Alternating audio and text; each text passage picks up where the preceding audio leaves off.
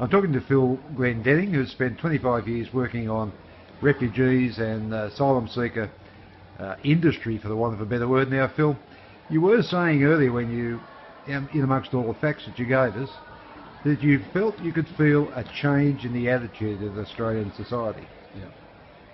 Well, I think a couple of things. I think the way the country's responded to the intake of 12,000 people from Syria is terribly positive. I think the consciences and hearts of the nation were pierced when they saw a young toddler on the beach in Turkey.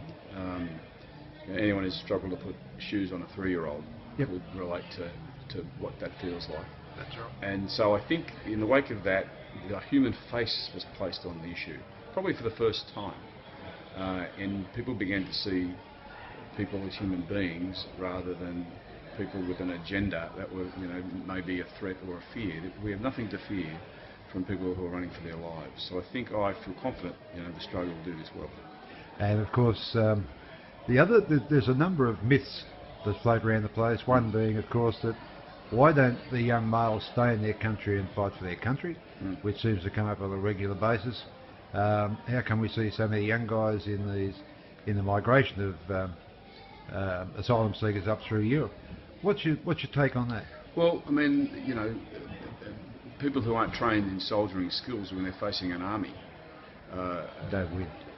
have not got good prospects of success, A.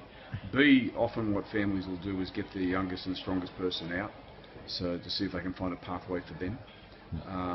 And invariably they do it because if that young person stayed behind, they would be killed.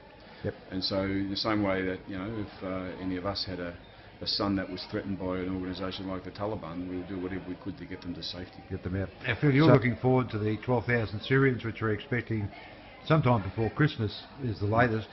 And what are you actually doing to try and house them?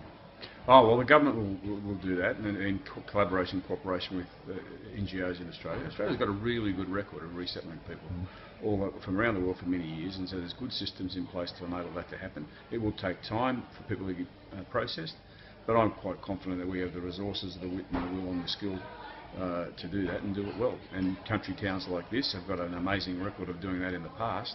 When we heard tonight that Cowra hosted 17,000 people of the 87,500 that Robert Menzies brought here after the Second World War in 1949-50. So when you look at that, 17,000 in this one country town of Cowra, 12,000 in the whole of the nation of Australia is not difficult to do. The interesting thing about that is we are fearful, or made to be fearful, that some of these refugees who come in, some will be terrorists and so forth. I wonder how many Nazis there were in those 17,000 that were housed in Cowra. I think you've no doubt to be a few. I think you've answered your own question. I mean, research would indicate that most terrorists don't go and hide in refugee camps or jump on the leaky boats. They're highly trained, highly skilled. Someone's put a lot of money into them. Yep. And so consequently, I think we need to do sound security checks.